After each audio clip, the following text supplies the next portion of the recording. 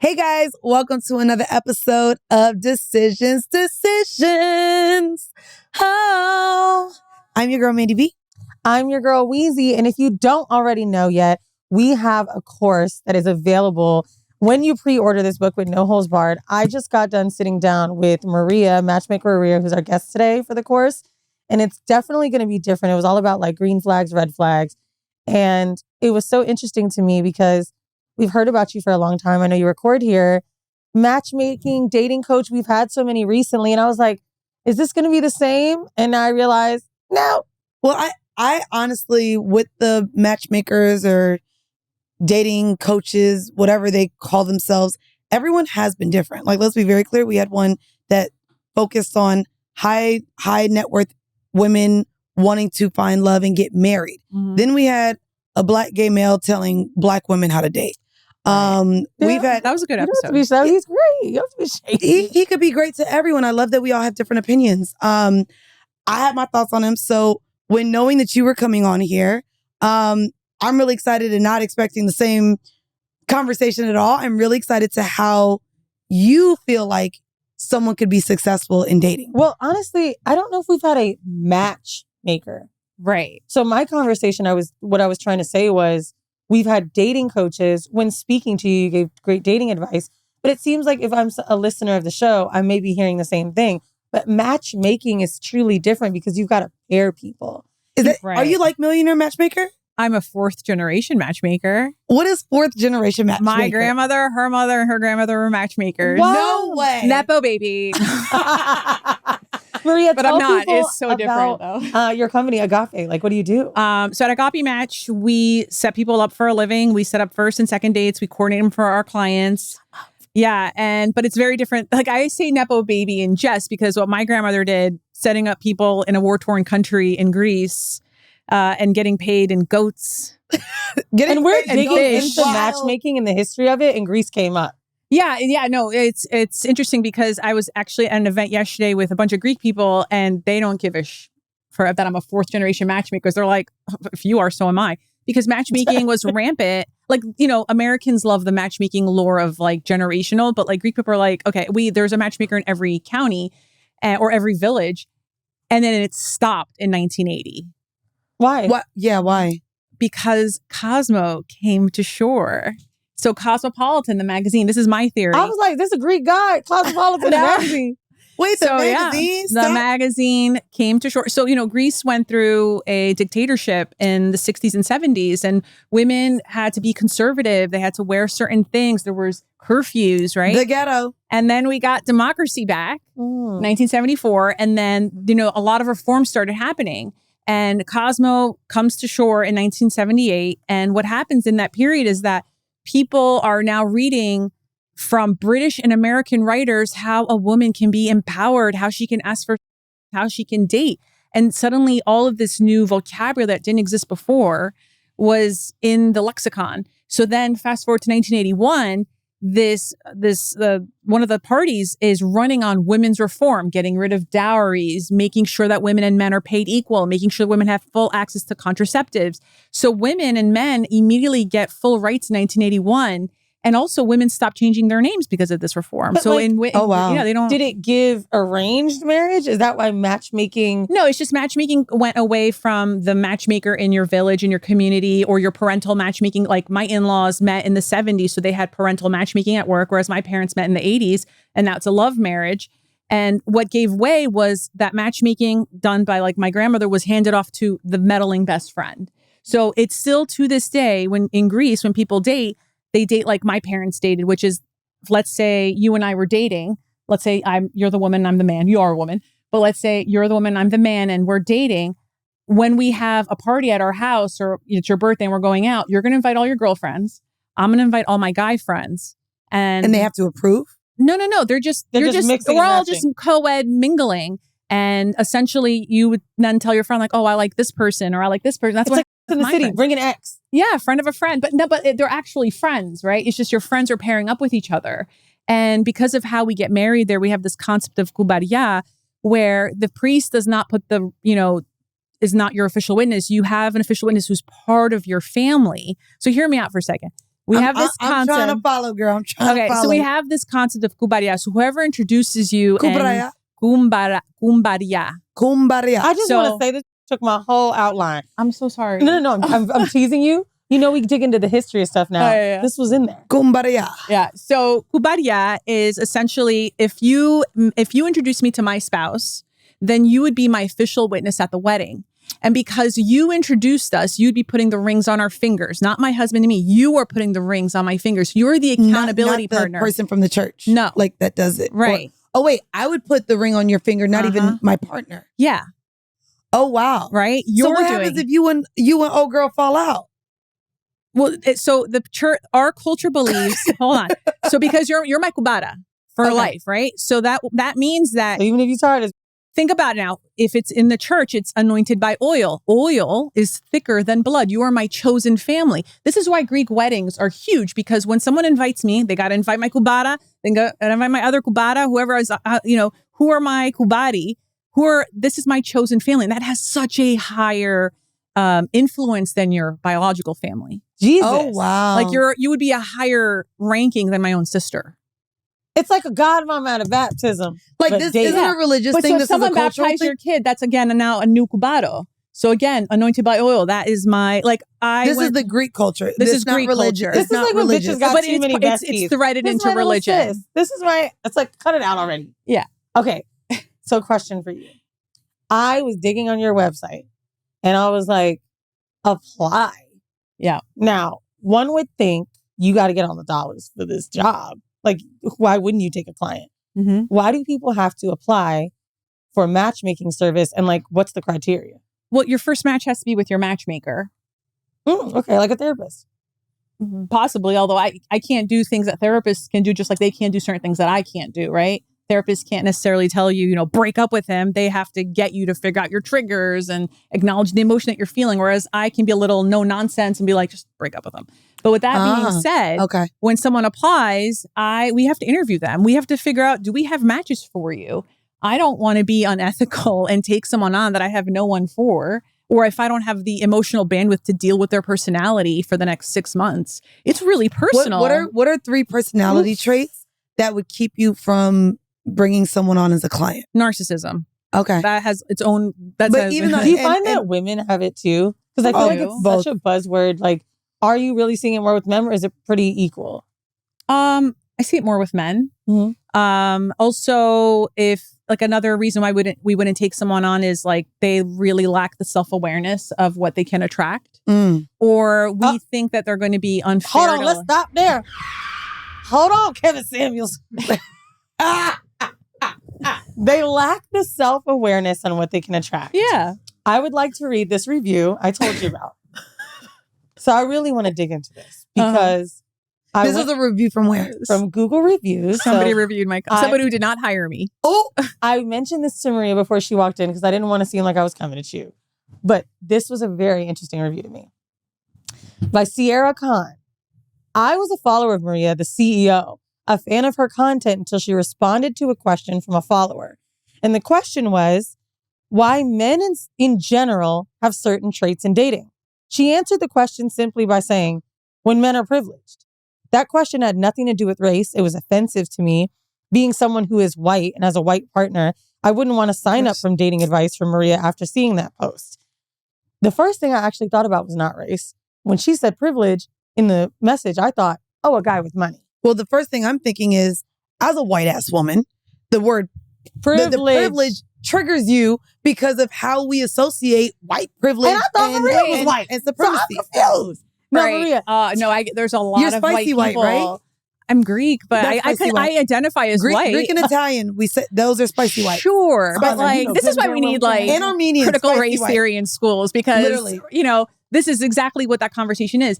But I want to talk to you about what she's commenting on. Yeah, tell us. The post was someone was asking me, why do so many men online say they've quit their jobs to go hiking across every national park, or like they like to go bungee, like, they're doing like risky adventure as like a flex. And I said, you only see these kinds of activities from predominantly white men because they are trying to use, they have so much white privilege that they have not had access to suffering. So they want to do, it's like Burning Man. Let's go be poor. Yeah. Now, in terms of what you can attract. Yep. How does someone know that they're a 6 or a 7? And how do you then cope with someone on what they can attract? How do you basically tell someone you're not that hot? you ugly as hell that's what and you need to lower your or standards. not even ugly, but more just like, or you're poor. Average. You well, if you're poor, you can't hire Maria. To You'd be facts. surprised. But I think that, again, the way I mentioned this white woman leaving the comment clearly was triggered by the word privilege. There's a lot of people triggered by the word mediocre or average or, and unfortunately, there's a false sense of inflation sometimes to the ego of who someone is and realistically who they can get. But also the realisticness of who I have access to. I have a client right now, be with a billionaire. Okay. And he'll say I want to date the cover model that was on Vogue this week. Okay. And I'm like, okay, how do I get access to that person? That person has a whole Any guy she team. wants. Huh? I see what you mean. Just access to getting, communicating with her. Yeah. Getting in touch with her. Yeah. And I know it's my job to do that and I'll find every way to do that. No, it's literally. your job to just get who they want? No. But That's it is my saying. job to leave no stone unturned. Okay. But I'll ask more questions well, what do you like about her? Yeah. What exactly and it can't just be attraction. There's other elements to long-term compatibility. So, tell me more. You just find her attractive and you want me to discover if she's a fit for you based on your lifestyle and your communication and patterns and all that stuff. So, we have pickier clients. It's okay to, and I don't use that term loosely. Picky. Okay. It's okay to have standards, but your standards are picky if you don't put yourself in opportunities to find the people that you're looking for. Explain more. I will hear from women who say, for instance, I want to meet a Jewish man who is 6 feet tall and makes this amount of money. And then it's okay, but where do you live? Oh, I live in Oklahoma. Well, you're in the wrong state. Yeah, honey, but you better move to Brooklyn. Yeah. Now, let me ask you this. When it comes to self-awareness on what you can attract, would you date a client that, let's just say, would only date one religion or race? All the time. So you don't mind if someone's only want a Latino guy, only want this, because we hear sometimes that blocks us from love or dating. I will try. It's way less now. So when I started my business 16 years ago, people were very race specific and religion specific. I will tell you that the last 3 years, that's not really common anymore. Really? In the Trump era? I think that's why. To me, I not attract race. mostly liberal people. But to me, not race, but as a matchmaker, then People are more open. you find it to be possible to find a match between two people that do have different religious beliefs and backgrounds. It depends on your participation of that faith. Okay. Right? So when we ask you about faith, we actually have 2 separate questions. The first question is worded, what faith, if any, were you raised in? Okay. Christian. Right? And then the next question is, how important is that to you? Not at all. And that is one of the options. Okay, Another one is it's just cultural. They celebrate Christmas or I'm very serious. I'm somewhat serious, right? Got you. So having those 2 questions then allows us to have a conversation about religion. We talk about religion every single day. We meet about 40 people a week talking about religion because that is, I'm not just setting you up on dates. I'm trying to set you up with potentially the future parent of your kid. And people will break up over religious future with that child, how they plan to raise it. Got you. So I will ask, I want to give you an example really quick. I had a client he was Muslim and he said he was open to dating women that were not Muslim. And I'm like, okay, that's cool. Yep. Plenty of women want to date Muslim men. That's great. Oh, tell me why you broke up. Well, let me tell you tell me why you broke up with your last girlfriend. Yep. And she's like, well, she was Mormon. And I'm like, okay. And she goes, and she didn't want to convert. Oh, well now, so you can be, no. So I said, if you're going to hire me, you're only meeting Muslim women. I'm not in the business of trying to get people to convert religion. Now, here's where I've got a question. Every week, we do a reactionary on decisions.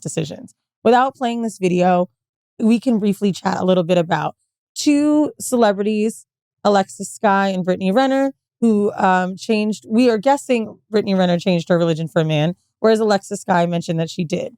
Now, as far as changing religion, a lot of people say you shouldn't change yourself for somebody. However, if you just asked Mandii, how important is it to you? And she said, not at all. If you found a match for Mandii, knowing that she doesn't really care, but someone else really She's cares. not a match for him. She's not a match for him, even if this person would be willing to convert. Do you think that it would be okay if someone's open to whatever? Do you not want to find people that are doing that? We're just seeing it very often. My mom also converted to be with my father, to marry. That's great. So that's olden times, right? Yeah. But a lot of people convert. Yeah, I have a friend recently But people tell us, that right? has Like, converted I mean, to being a Muslim because she was dating a guy who was Muslim. Yeah. And they ended up having a child together. They're no longer together. But I've literally been in witness of my friends who have converted. And to me, if religion is not something steeped into your family, your current lifestyle, I think converting becomes fairly simple. In terms of religion being a way of life, maybe now I have to add different practices into my life. But when you're not as spiritually grounded into whatever your religion was, I find it to be very simple for, and mostly because of historical ways, women to convert for a man. That's common, not only throughout history, but especially if a woman is not so rooted in her own religious beliefs, converting actually doesn't seem to be very difficult. You know, 90 Day Fiancé has an example of a man converting, actually. It's the only one I've ever seen. As someone who's Greek Orthodox, I've mostly seen only men convert. Really? Yeah, that's really popular. They want the Greek. Anyway, so... they're like, these girls are hot. Greek? Oh. No. It's a whole thing. But I just want to kind of finish the point that you were just making, Mandii, which is that I do ask everyone who signs up, what religions are you open to dating? Okay. So that gentleman that I just talked about, you know, I did set him up with a lot of women that were not Muslim. But every single woman that I set him up with, she was open to dating a Muslim man. Okay. And then when I asked her, would you open to that's in the conversation. Would you be open to converting? So converting. Oh, absolutely. So I think he met like 4 women that were not Muslim right now who were open to it. Did you end up matching him with someone yet? Yeah, but they broke up. So I got to go back to the drawing board with him. Interesting. How long were they dating? I think like 6 months. Oh, that's a long time. Yeah. Now let's go from Allah to sex. So I want to know, does sex come up? We've been talking about on this podcast for years, sexual compatibility. Is that a little too deep for a matchmaker to be discussing? Do clients bring it up with you? I've had potential clients bring up sex, like kinks. I was going to say, do you specify like a BDSM grid or chart or thing? Like even going on dating apps, and I was on Field. Yeah. I know for me, I would not be interested in a dom sub. All of these kind of conversations only come up with people who are comfortable talking about sex. Right. So if they're hiring a matchmaker, right, sex could be top on their list. It could be number 5, but there are dynamics in sex that could make people incompatible. But my question is even, what are those conversations like? Yeah. Sexual conversations. Oh, not on dates. Not on dates. Not on, like, I don't want you talking about sex on dates at all. But do you know? I will ask, I always ask, is there something I have not asked you that you think I should know? What do you expect when you hear that? What is usually people tell bitches? Well, people will tell me their trauma, but there was, I don't hear that much because at the end of the day, I'm just trying to facilitate a first and second date with matches. Because we coordinate your first and second date with a person, right? Like, because not only do I want you to go on a date, I want to cultivate that and get you on a second date. I don't want you waiting 2 weeks and we losing that momentum. When do you leave them to? After the second date. So you match them, they go to the first date, they're like, I'm interested, you set up the second date, and then you let them go until they come back and say it didn't work. Yeah. How much do you spend? But sometimes they never come back, and then I'll read the New York Times vow sections and it's like, they met through a friend. And I'm like, say my name. Not say my name. Wait. It's happened 9 times now. Shut up. Do you feel like people do that because they're slightly ashamed of coming to you? They used to be, not anymore. Now everything has shifted the last 2 years. So now people are like, oh, I'm using Matchmaker Maria. And I'm like, ooh, like it's so different. Like, I think people have now suffered enough dating fatigue online where it's like a flex to hire a matchmaker. Yes and no. Can I ask you about like, you said in the last 2 years, there's been a different response to matchmaking. Yeah. However, there was like a viral TikTok recently where a woman seemed really shamed in the comments for spending $10,000 on a matchmaker. I saw that. Yeah, I And felt she bad for used her. your guy, the guy that came, Anwar. He's not our. He's You know what I mean? Like she used Anwar. He used her. Yeah, she used him. She didn't use a matchmaker. She used a Dating coach. coach. A dating coach. Yeah. But even though I know friends and a lot of our listeners, if they're on dating apps, the dating apps now have found ways to monetize. Like you can't see certain likes or send messages without upping the tier. Right. No one judges someone paying $20 a month for a dating app, but this girl seemed to be really. I didn't understand the judgment because when I was reading it, I was following it with my sister who happens to also be one of my matchmakers on my team. So she's also fourth generation. We're very different though. But she and I we went through all those comments because we were trying to understand like, where is this outrage coming? You know where it's coming from? This the is Black the community? No. Yeah, where? It's coming from the fact that $10,000 is a lot to some and not to her. We are not having any discussion about the $20, $240 a year. But did you on notice that it was all coming from a certain group of people? No, I 100% think this is the value that people placed on it. $240 a year. I was 100% spending $20 on Hinge, not even knowing it. So that's $240 a year. Maybe I spent $10 on Raya. I may have been spending somewhere upwards of $500 a year in subscriptions for dating, not because I'm desperate, just because I'm like, I want to see tall, I want to see black. That was my thing. I will say, just, if we don't have $10,000 to spend, it's much like when someone tells you they bought an expensive pair of shoes. Well, are they rich?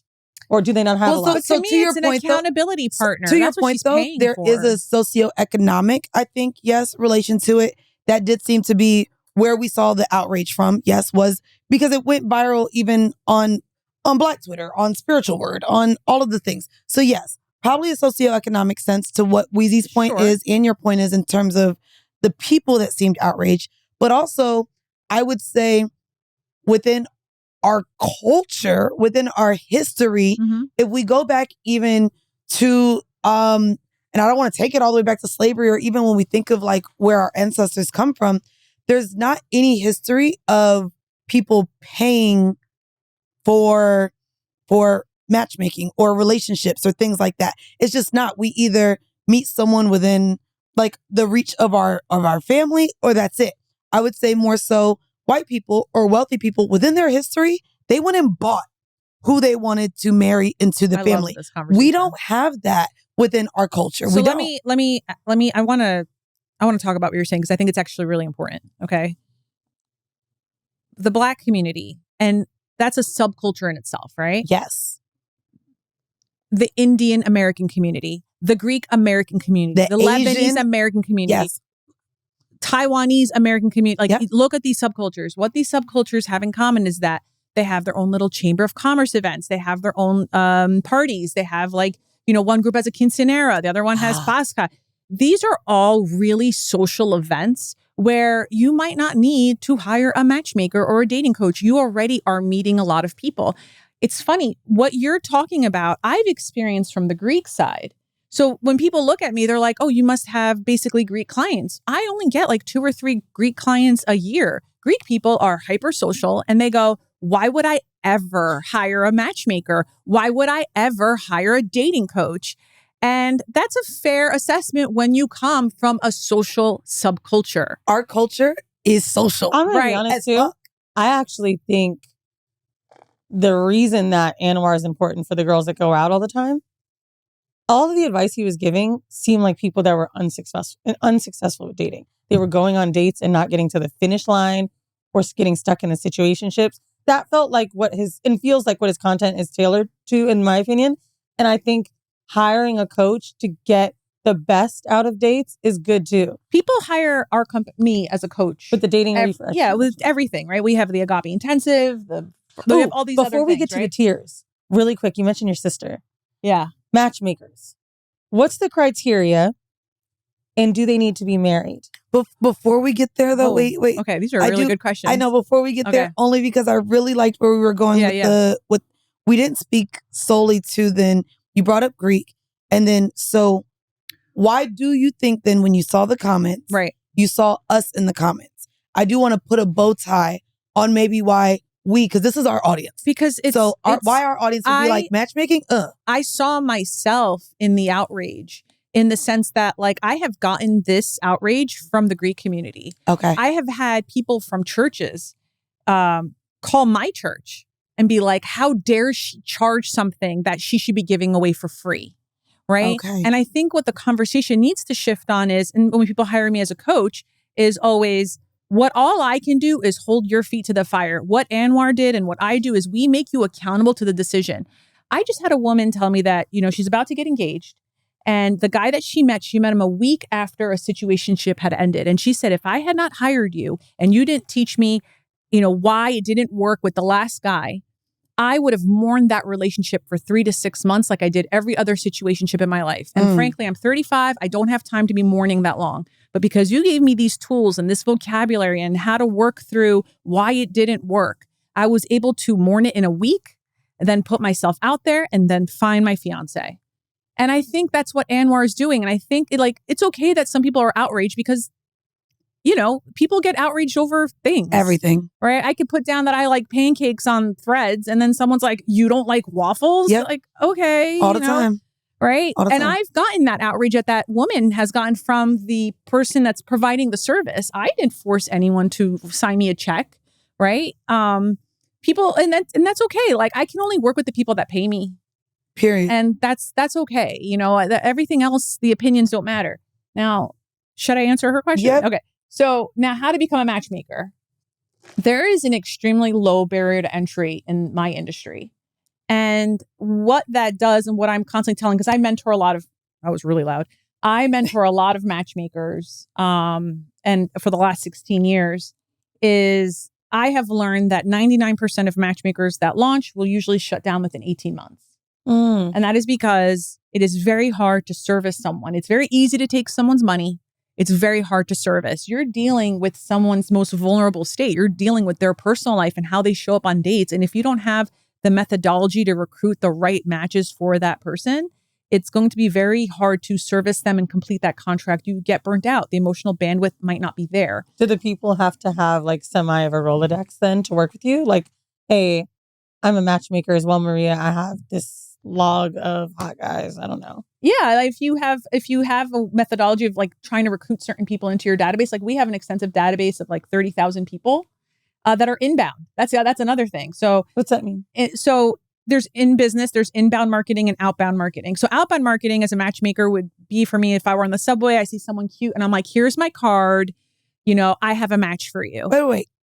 By the way, I've never fucking done that. okay, because I was about to say, if you out here looking for good looking people, Cold 'cause calling. I ain't gonna hold you. Shout out to the sex club owners and things that I know, like the people that I know. Shout out to Dakota Johnson who did it in the trailer for The Material. They will literally see good looking people and be like, hey, we have a party that we throw. Would love for you to come. Yeah. And just because they want to curate the room. I know like even when we had street promoters, that was the way in which they got the pretty girls into the clubs on South Beach or any city throughout America. That is the way they got people in there. I remember. I mean, I've seen because even we my want to link the ballers with the good looking people. And so you don't do that. But no, we do not do that. That's actually a principle of my own company. We do not do outbound marketing. Or outbound? No, outbound marketing. Because listen, what happens is when that person comes in from outbound, they don't know who I am. They don't believe in the magic of matchmaking. They think they're just scratching my back.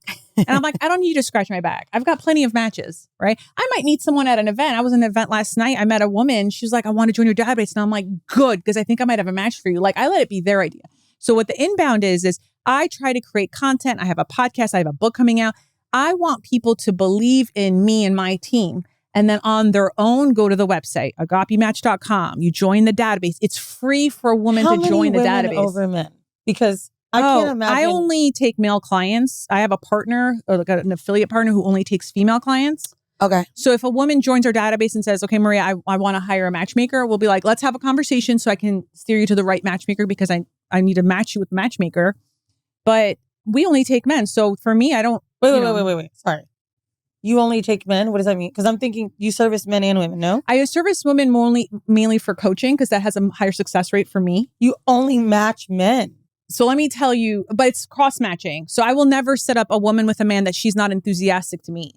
Okay. I don't believe in throwing spaghetti on the wall to see if it sticks. First of all, I need a woman to have a great dating experience through us because on the weekends, all women come together and they talk about the 2 Ds. They do. Dating and dieting. And when that dating shows up. was going to be in there. I knew it. I'm at the wrong room. Dating and dieting? Girl, we don't be talking about no dieting, bitch. Yes, that's because we got Ozempic now. Okay, so let's talk about the other 2 dicks. So 2 Ds. Like dating and dick. They're talking about dating and dick. Okay, we got different friend groups. When they talk about dating, if they had a good date, they're going to tell their friends and those friends join a database. If they don't have a good date, let me tell you, there have been times where my clients are on, I'm like, why did you say that on the date? How did you do that? I'm sending like the woman an Hermes scarf. Like, oh, please be nice. No. Like I'm like, I just want to make sure I want to make sure women feel safe. I want to tell you why I typically only take men for matchmaking. I love spending my whole day talking to women. Okay. I'm a girl's girl to my core. Okay. And as a result, if I have male clients, then I get to spend my whole week and the rest of my team gets to spend their whole week talking to women all day. If I had female clients, you would have to talk to men. I don't like most men. Oh, I get it. I don't like it. Most must be easier to match men. If you don't like most men, why you don't do lesbians? We used to have the biggest LGBTQ matchmaking service. Love Agape it. Match used to own Mixology. We sold it to, we are now partners with the biggest gay matchmaking service and the biggest lesbian matchmaking service. Dope. So we send them the leads. Cause I think, what do in you that say world, so when somebody comes to you and you're like, I don't know if you like pussy. What do you do with the bisexuals? We ask them, for matchmaking, you kind of have to pick a lane. Oh. You could do both, but I have to take you to the right matchmaker. Okay. Because to me, that sounds I've taken bi clients. I've taken gay clients. What's interesting is to go back. I want to circle back now to that social club, right? When we had gay men clients, that is a really social subgroup. They're very social. Okay. So the only gay clients that we would attract were people who worked usually in energy, where they couldn't, they traveled to countries where they could get killed. I thought you were going to say under the cover, under the cover. No. Yeah. So they would hire us because they want to date, but they can't be out. They can't be out. Right? Yeah. It's There's so funny to talk about things with people that are working with wealthy clients. My lesbian clients were the best. Dude, within a month. Oh, they're in love. I don't think I've ever had a success rate that high. It was great. But then the thing is, I don't have enough. I have, a lot of matchmakers in the last 8 years have started to pick a lane because of emotional bandwidth. So what happened was when we decided in 2017, okay, let's just take straight men as clients. Then we were able to just look for straight women. Before we had at that time, LGBTQ, straight men, straight women. And it was like too many plates spinning and you have to change, you have to code switch. Yep. Like when you're talking, for instance, to a gay man and he's over 50, you might have to talk about the trauma of losing their friends during the AIDS epidemic. Right. And, are you on PrEP? Are you a top? Are you, you have all these other words. Or and being then, in the closet for so long. Right. Now the sex is coming up. And then a minute later, you have another meeting with a straight woman who's 38, desperate to have kids and wants to only date in her religion. And he has to be a height he has that to be religion. ready to be a father. Yeah. And it's I'm and at some point, because I've been in business since 2008, 2009, at some point, I had just had a kid in 2017 and I was like, something has to give. I can't take this home with me. I get that. So you were in business before you were married. Yeah. I want to talk about this because it's very interesting to me that dating coaches are trusted when married. And this is why I was bringing it up because I kind of agree, even if marriage wasn't the goal, because you're like, oh, you made it through this thing. Yeah. It's almost like I never completed college. Okay. For me, at this point, I don't need a college degree for the things I would like to do. However, it's a great seal and stamp of approval for someone that wanted to hire me because they're like, oh, wow, you did this thing. You made this huge accomplishment. It is a very big accomplishment to complete college. I feel the same way about marriage and dating. And I've met a lot of matchmakers in poor marriages, though. And I really am curious, what is it about when you started that people trusted? Did anyone never say, well, you're not married? It's funny. Where the fuck is her match? So that's actually not the question I had. I started my business when I was 23. I was a baby. I'm very tall, so I've got tall girl privilege. So people always thought I was older. Because I wouldn't take no dating advice from no 23-year-old. No. Are you kidding? So did you Have just you lie? met 23-year-olds? So what I would tell people is I was 30. So I was already lying about my age. It's funny because when I turned 30, I was just like, who cares? I've been 30 for 7 years, you know? And That's then if funny. anyone ever asked, I met my husband at 20, we started dating when I was 28. But for 5 years, I was a single matchmaker, but I was always dating. There was never a period where I was like single for a really long time. I've always been like monogamous relationships, or like, and there were 2 instances of 6-month situationships with 2 men, but what was interesting was I would tell people when they would ask, which was rare, I would say, I'm dating. Like, I am 30 years old and I'm dating. And that was enough. People weren't asking for more. What they cared more about, when you're about to spend that money, you don't really care about your matchmaker's relationship status. You care more about their recruitment methodology. Like, how are you, this personality, going to attract the woman that I'm looking for? So like, for instance, before I said, your first match has to be with the matchmaker. So there will be men who might come to me, or even women who might come to me and say, I want to hire you. And they might do Burning Man, right? I'm not their matchmaker. There is a matchmaker who does that niche. I do not attract a lot of women into my database that are would be into that sort of lifestyle. I'm not talking talking about about hardcore Burning Man people. I mean, I'm talking about the hardcore, not the one time You I mean want to burner, not the guy that took the helicopter. No. I'm talking about, I've had a lot, most of my clients have done Burning Man, so don't misunderstand what I'm saying here. Like the burners, like a little bit more on the hippie side, super creatives. Like, I'm not their matchmaker. My clients tend to be working in risk management, BlackRock, Goldman. Like, I am dealing with engineers. There's another, I think there's other matchmakers that work better with creators. So, same with non-monogamy. There's another matchmaker for that. So with professionals, that's interesting. Like creatives and professionals, I want to know what you think about this. I attract a lot of creatives in my database. Do you not think, because I really like that convo. I used to date a man that worked for JP, very high up in ladder. That would have been a good match with you two. Huh? That would have been a great match between you two. Well, we dated 3 years. Read the book. He was a lying piece of shit. But we did match, right? Like, we were attracted to each other. And I wonder if the creative, but then why are creatives getting a different? So I just want to say that it's not that you're creative, it's that you're entrepreneurial. And I think that entrepreneurs tend to make really poor matches with other entrepreneurs because you have a baby. Mm-hmm. This is your baby. Your podcast is your baby. Your studio is a baby. That's your baby. And if you're an entrepreneur, your baby takes precedence over his baby. So if you're, and I'm so sorry, I don't know what your partners do. So I'm not trying to like offend you or give you a midlife crisis. I'm a real estate investor, which to me is entrepreneurship, real estate investment, I know, in a way. But I was wondering recently, is my relationship working so well because of the flexibility with time and the schedules? This man, I dated someone with a 9-to-5, even though great money. Now I have health insurance, jump all over the world with me because his money's made on his phone, through his tenants, whatever. Like, maybe this is really a better fit. And maybe I should have been looking for people that didn't have such a demanding schedule, because I do. I can't answer that question because I haven't temperamentally typed you yet. I don't. I would have to like be in the mode to like personality type you. Like. I have a feeling you're an explorer, though, just based on the little that I know you, the fact that you just told me you didn't finish college. And I write about this in my book. It's in chapter 2. But you seem to me like an explorer. And that means that your match is also someone who's an explorer, who jumps with you. You seem like a builder, which is fun if you are. That's a person who believes in, like, you can still be someone who likes to have fun. My sister's a builder, but like, you like a certain order of things. You like a certain process of things. Yeah. You like it when there's like a hierarchy or some sort of precedent and tradition to go on.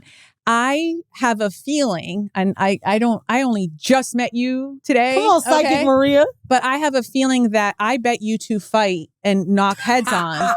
Let me, no. I'll tell you on what. Well, shut up. Welcome to the party, babe. Hold on. No. Hold on. You can still be friends, build a conference explorers. Don't get me wrong. I can tell you what you fight on, because if I am correct, if you are an explorer and you're telling me about who you're dating, that totally makes sense that you would both be like this. I have only spoken to Mandii for literally 30 seconds before we started recording. And I was like, okay, she seems like a builder. So like, watch your words, talk in precedence. Don't surprise her. Like, this is what I do, right? I have to read personalities for a living. So the kind of fights that a builder, explorer, friendship, or relationship would have is you have a certain order of how you like to do things. And she's constantly wiping the lines away of that. Let's be free. You are constantly thinking from your gut. I love freedom. Whereas you excel in freedom. You have a lot more vitality. You are always going to seem younger than Mandii because of that vitality. You are more traditional. And I'm not saying sexually. I'm saying you're attesting freedom to carefree, childlike. She is Queen Elizabeth II and you are Princess Diana. Okay.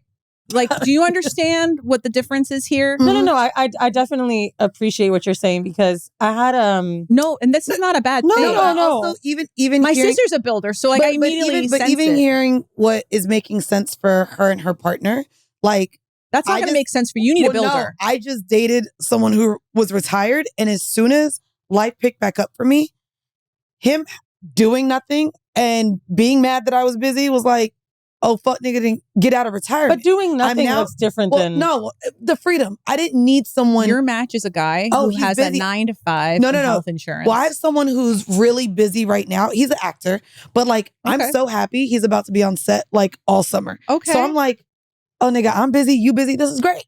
Like, I didn't want my partner to be able to just be everywhere with me all the time because that's not what I want in partnership. You're not an explorer. And I remember it's so crazy because me and my ex actually got into an argument because in me waiting for the world to open up, at the time, I was looking to invest in an 18-wheeler truck.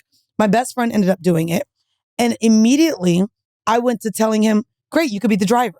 And I immediately went to try to hire him to get him a job. And when I ended up opening my studio instead and didn't go that route, we ended up having an argument because he was like, I feel like you just want me to work for you or do this. And I was like, nigga, I want you to do something. You being retired wasn't fulfilling for me to be with someone who could just be there whenever I needed him to be. You want someone who's goal oriented. And I thought I wanted that at one point because I did want someone there when I said be there. But then it did start to be like, I don't know if these personality types necessarily match goals though. Because I'm going to be honest, goals, I could be the furthest from a builder. Being rich in life to me is time. Like, this is explorer speak. I want money and my motherfucking time. I hustle hard as fuck.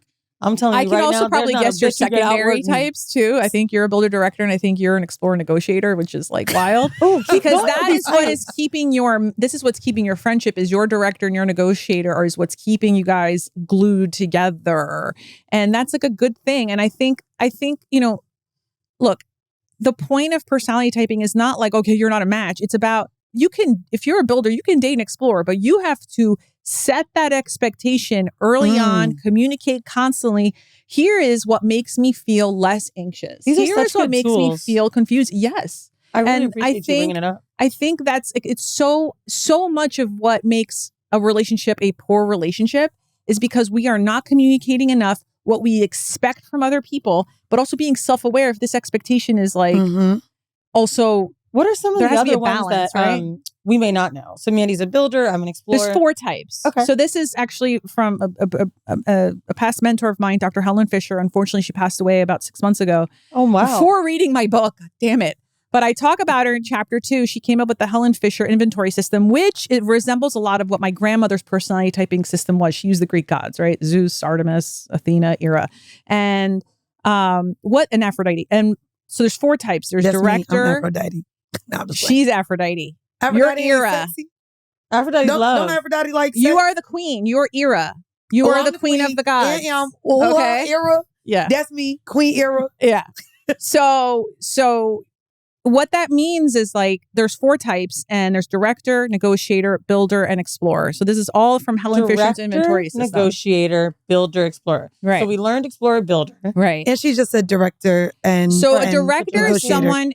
So only 12% of women are directors. I actually am one of that percentage, which can be a really hard life because directors tend to be quite analytical. They tend to think very quickly, but not because they're coming from their gut like explorers. It's more because they think of their brain in constant contingency plan. If this happens, then I would do this. And if this happens, then I would do this. A lot of director women, I'm telling you, that's something. A lot of women that are directors might have like a to-do list. Like even in their shower, like a waterproof to-do list, or they'll be constantly like telling Siri, like, remind me to do this, remind me to do this. Oh, that's just my ADD. Hey. And then you have, of course, the director men, the masters of their own universe. A lot of them, not all of them, but a lot of them can be narcissists because think about what makes a director woman and a man different. As director women, we were socialized as young kids. Here's your baby doll. Care for something. Nurturing. Here's your kitchen set. Care for something. So then you have someone like Hillary Clinton running for president and they're calling her a policy wonk. And I'm like, she's a director. Of course she's going to have solutions. But you also have Donald Trump, who's also a director. And what does he say? I have the solution for this. Only I can fix this. And so like these TikTok. He's literally showing us that, oh, y'all are so scared you're going to lose it. I'm going to save it for you and extend. He uses the language that's being said. Yep. Now, negotiators, my husband's a negotiator, and director and negotiators tend to be really good matches because directors think in haste. They're just trying to make everything quick and I want to execute it. And negotiators, oh, Jesus, they are so charismatic. They're a little spineless from the charisma because they like to say yes to everyone, but someone's getting the no. Right? I think that's me too. Well, I said before, you're an explorer negotiator. I could tell. So what I'm saying here, I don't want to do sometimes. And you put an elder sister energy in there and you're screwed. Now, what happens is with negotiators, Bill Clinton is a negotiator. What happens with negotiators is that you have this sort of place where they love to take every variable. And then as a result, they're kind of slowing down the execution of things. I remember with my husband, when I was asking him to plan a trip, because I'm always the planner and I had to come to terms like, okay, I'm just going to be the planner because then I'll always be happy. He was taking every single variable into consideration. And I'm like, can you just book it? You're like, what are you waiting 10 days for? You know what hotel we're going to stay at. You know what transportation we're going to take. But he's like, well, okay, but let's do this and let's do this. Stop. Select. Now, in terms of all of these different types, you and the late Helen Fisher, when you're pairing people before she even created this, did you see yourself kind of doing it based on these types? Because I feel like we hear versions of this. Oh, you're type A, or you're this type of person. Right. Has this method helped you pair people? Yes. So first of all, a lot of online dating sites structures are based on this, on Helen Fisher's modeling. She's a major cultural anthropologist. A lot of match groups algorithm depends on her findings. And it's very similar to my grandmother's findings, right? Like if someone was a Poseidon, that's her type, or an Aphrodite, which are explorer types, she's like, okay, I got to find Poseidon's Aphrodite because they need to be entrepreneurial and explore and be vitality and be creative there. Like this village is not going to hold them in. So what's interesting though is because there's also the human element, right? So it doesn't matter if Helen Fisher came up with all this like really brilliant way of being able to type people into 4 things, by the way, right? Because Myers-Briggs has 16 personality types. You're not going to remember all of them. It's too much. It is too much. Right? It's too much. I mean, people struggle knowing all the horoscopes. So like, so when it's 4, it makes it a lot more cleaner for you to like figure out quickly how to adjust your behavior to optimize the experience. So when that came out, it was very interesting for me as a matchmaker to be like, because this came out before I became a matchmaker. It was interesting for me to like experience that and see it in my world and understand like who I'm dating. Yeah. Because I can also communicate, look, with my personality type. For instance, I'm a director woman. I think I can do it all. I don't need anyone. But I had to teach myself that when I go on dates, I got to put the dick away. Because a lot of director women, we have a like we come with all, right? Mm-hmm. And I would bring a bracelet with a clasp. Because I want, like, the thing about men is that they have fragile egos. And then what? It falls Not off. that kind of one. But like, I would tell if I liked a guy on the first date, because I want to show that I still need a man. I would say, hey, can you help me with this? Like, I'm trying to show that I can also be vulnerable. Let's dig this. Let's stop. We have a chapter in the book that Mandii writes about. Why do you need me to need you? It's such a good chapter because it really shows how much men pull or want to be wanted from independent women. Now, today's era of feminism, I agree. Sometimes that could feel like an insecurity. However, my mom's 74 years old. Last night, we go to a friend's birthday party. She's coming down with my friend's mother. They're both in their 70s, cute little old ladies. My man's getting a car. I'm like, we'll walk with you. He's like, I just told you I'm bringing the car to the front. Wait with your mom. And my mom looked at me and she goes, stop trying to let him not do things for you. Why do you do this? He's your man. He wants to do this for you. Yeah. And she starts screaming at me in this lobby about how I'm not letting him, be I needed. agree. Where are we fucking up as independent women today? I don't think we're fucking up as independent women. You can be an independent woman. But you also have, look, I know that most women can do it all. I'm aware of that, right? And that's okay. But also, men have this need to just want to feel needed. And then they will worship you. They believe that, especially the kind of guys who know they're going out with an independent woman and they're not trying to cage her. There's a distinction between these two kinds of men. But there are men who that's what they want. That's what they're attracted to. But then now they need a sign but you still need me, right? And it's small things. I used to call it broken shower theory. So essentially I used to tell women, and I still tell women, if you really like a guy and you're really independent, you want to show him, on your third or fourth date, literally take down your shower thing and be like, hey, my shower fell. It's a 2-person job. Can you come up for a second so we can fix it? And then we'll go on our date. Break something, make them fix it. It's these stupid things, but it actually makes a huge difference. That's so funny. I did that a couple weeks ago. My partner came to Atlanta and I have a lock system on my door and it was dying. And I was literally hoping it did not die before he came. Because as soon as he walked in, I said, babe, I talked to my landlord and the batteries need changed on the lock. And I remember I made sure I had the landlord said, all you need is a screwdriver to change the things. And I remember I was like, babe, I don't know how to do it. It's not a Mandii problem. I said, can you please change this for me? And I remember going upstairs and coming down and I was like, did you change it? He's like, babe, it was so quick. I did it already. And I was like, oh my God. Can I tell you something? I said, I was waiting just for you to do it because I was like, I didn't know what to do. It's technology. I couldn't. And I had to use a screwdriver. I hate tools. And I literally, I love damsel. My best friend was there and it was just I could tell he felt like yeah, he did I something. have lived we bought a house last year. We've been living in my house for a year, in our house, excuse me. We've been living in our house for a year. Director, my house, 13 years, 2 kids, my fucking house. I don't know how to use the temperature control and I'm not trying to learn it. I know that's right. That's a George job. However, Kyle Richards on Housewives is currently going through a separation with Mauricio. She didn't even know how to use the remote control for the television. Oh, I don't know how to use that either. So on Mauricio is so fine. I saw him at some restaurant in LA. Me and my mom was like, he is fine. And he worth $100 million. So literally watching her go through the separation and share with the audience that she doesn't know how to do the basics in the house, I thought was funny. I refuse. I've learned over the years that this is a George thing. Maria doesn't need to learn this too. And it's interesting.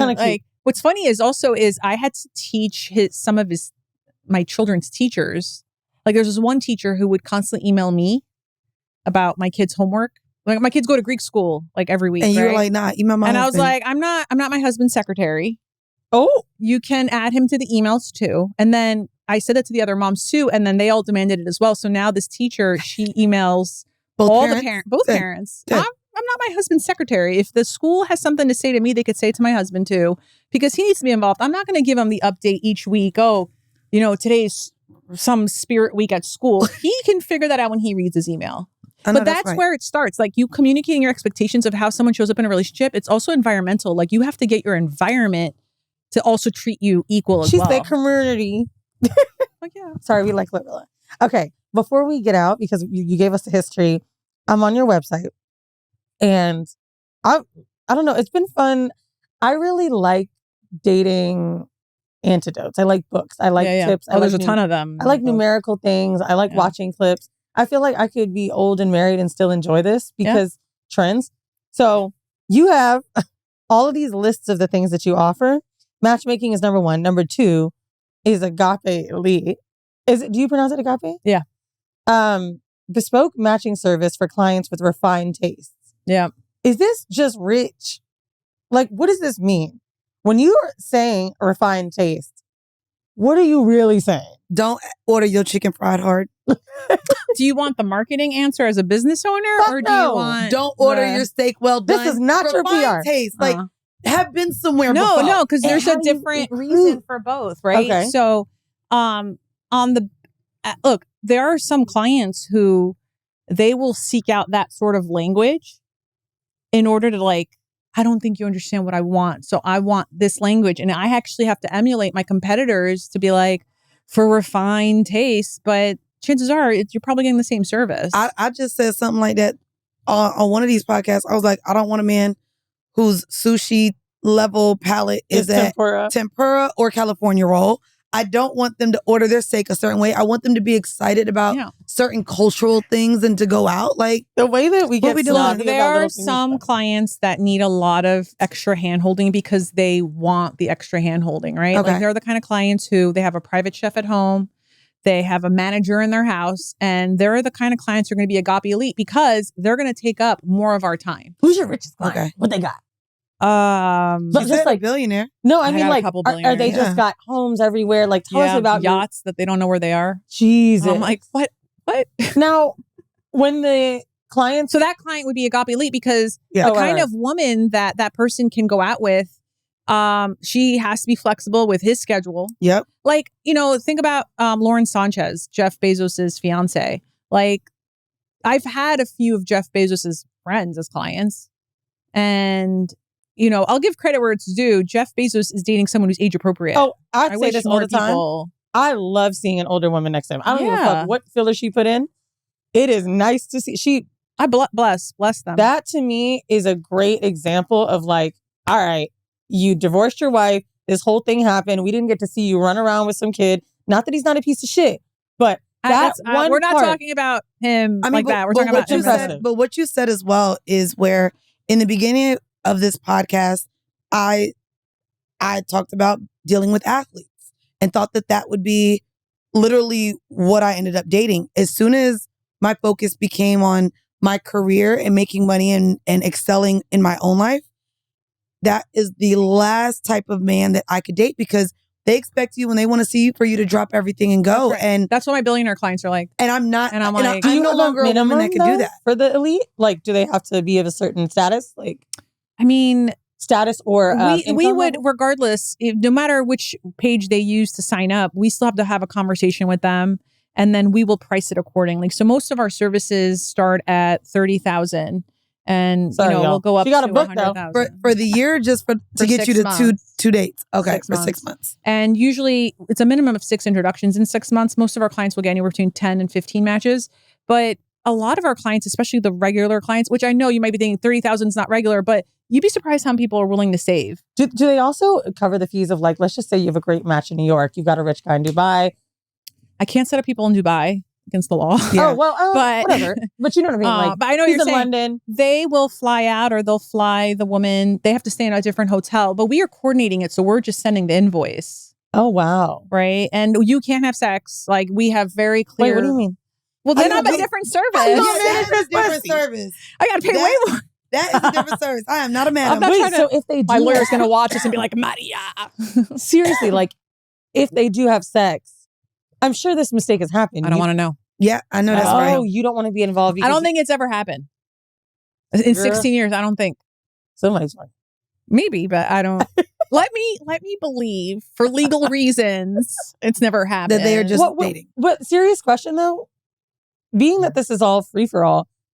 Women are free, by the way. Right, that's what I mean as far as legal reasons. We know you're not hiring prostitutes. No. I'm talking about... Oh God, my job would be so much easier if it was like that.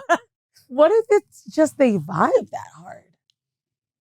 I think when they know that after this date, there's a feedback form or a text or a phone call from me, like they all know the process. So even if you're free, you still have to meet with me or my team. And then we talk about like, we don't even have to talk about sex. We're like, after your date, you're going to get a feedback form from us. We're going to connect. If it goes well, we will help set up the second date. Like we're good here. That's it. Yep. And then, by the way, we're coordinating the dates. So we're not sending them to some sex dungeon. We're sending them for tapas in the West Village. Now what kind of mezcal they got over there? You don't know. This is a good reason to match me. It's interesting though, because we also, like, I've learned a lot. Like, the other things that come with the service is like, we give you a photo shoot, but we also have a person who audits your house, audits your wardrobe, always.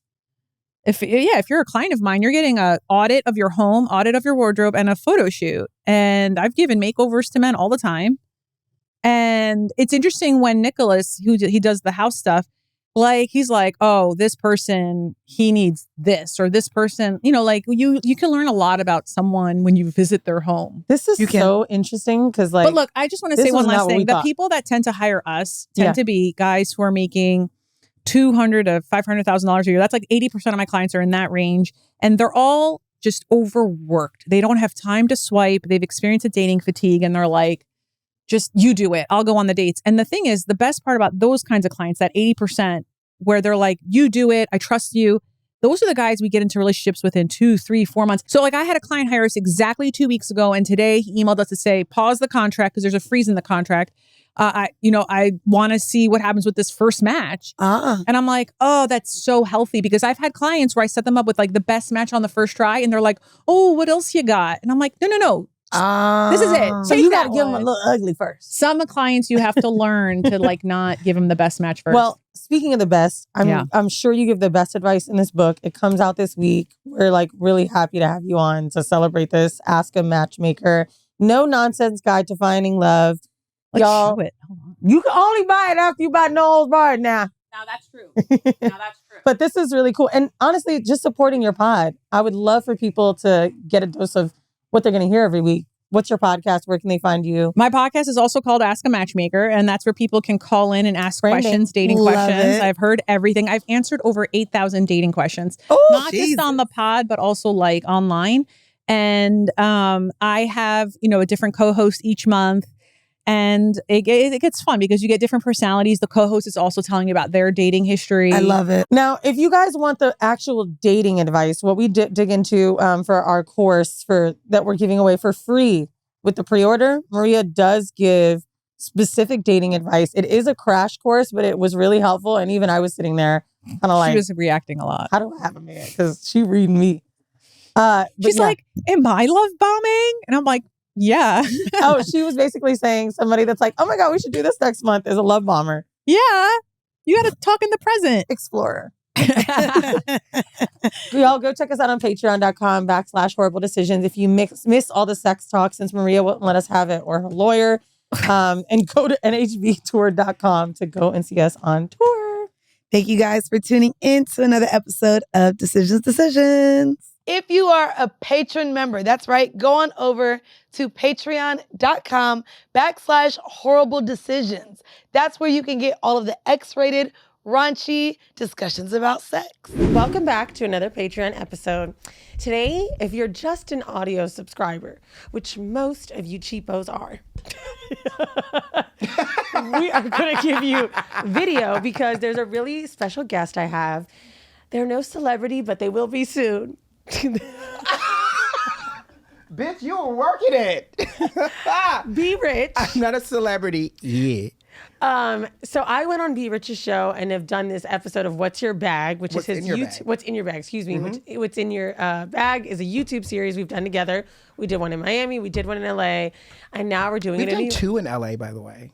I don't remember. I was probably hungover. You were actually the last time. Oh, look at so different today. You was, it seems to be a trend. Well, I thought it would be cool because I recently got interviewed by a person named Callum Johnson. And I loved how he interviewed me about my life and why I got so into stuff. And I was like, oh, who would I want to do that to? Because I always thought when people interview someone about their life or why they like things, you got to be interested in that person already. But I find you to be interesting, so I think everybody will find you interesting. I think it would be interesting. I'd want to start the question. Well, first by letting people know. Are we really filming for real right now? Yeah. I thought you were just being funny right now. That was opening? Okay.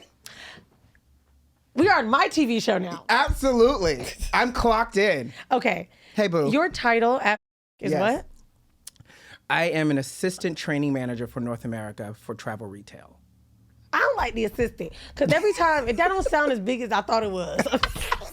Well, it's the regional assistant training manager for North America. So basically, I have a friend named Josie who was doing that exact thing. She was all over the Caribbean. Yes, but she was like, I don't know why I'm like, yes, Ron, that's correct. I feel like I should lean in. ASMR. Well, Josie was actually the area sales and operation. No, I'm just joking. Josie was actually the area and sales operation manager for the Caribbean, right? So that means she managed the business, the organization in terms of like staffing and stock and all the things that keeps the lights on, right? Oh, that's right, ops. Yes. And so all I knew is my friend Josie would go to Barbados one day, Bahamas the next, Jamaica. Trinidad. She loved going there, but it was bouncing around. And so now when I'm talking to Brandon, you're doing airports specifically, right? Because I have North America. So all of my like work related business is primarily in North America. So all the airport doors. Yes. Oh, so love the JFK one. So I must say, I think it's so interesting being in beauty, being a man, whether you're in the queer community or not. It's still interesting to me because makeup seems like such a girl thing. Correct. So when did makeup happen? Like, when did that... But you know what's crazy? I've been doing makeup for almost 22 years. So I fell in love with makeup first before I got the makeup job, if that makes sense. So the reason I'm interested is because, like, you know when you meet a little gay boy who talks about their stories about makeup and putting on their mom's clothes? Yeah, I did all that too. Is that really the story? Not for everybody. But so funny enough, I was just... my aunt just celebrated her 25th wedding anniversary, her vow renewal. So I had the pleasure and honor of doing her makeup. And so we were going down memory lane. It was just her and I was doing her makeup. And she was like, do you remember the videos? Because back in the day, because I'm an 80s baby, the camcorders. And she was the camcorder queen. So she was like, you remember the blah, blah, blah. And I would come over and you would be playing in your grandmama's heels and blah, blah, blah. Because for the first 10 years, my grandmother raised me. And my grandmother is this 82-year-old, damn it, fabulous woman. And my mom had me rather young. So my grandmother was like still rather young as she was raising me while my mom was in college. And so grandma was a school teacher, but like real like back in the day school teachers where they wore heels to work. Oh, nice. And skirts, right? That's the era she comes from. And so I watched her do her makeup every day. And then her mom, my great grandmother, would get dressed every Sunday, every Wednesday for choir rehearsal, Bible study. So beauty and fashion growing up in Charleston was always around me. Then fast forward, I moved to Atlanta because I moved for my mom to raise me. And my mom was young. My mom reminded me of like Anita Baker back in the day because she also, she sings too. Oh. So like short hair in Atlanta during that era of Freaknik. And mom had one of them insurance jobs like every black person did back in Atlanta back in the day, right? And again, fashion and beauty. So for me, I've always been surrounded by fashion. I used to get my butt whooped. Can I curse on this? I used to get my ass whooped. Yeah, sorry. Forgot who I was talking to. I used to get... Can I curse on not this? Child abuse ass whoopings, but I would throw tantrums in the morning because I did not want to wear what was laid out for me the night before.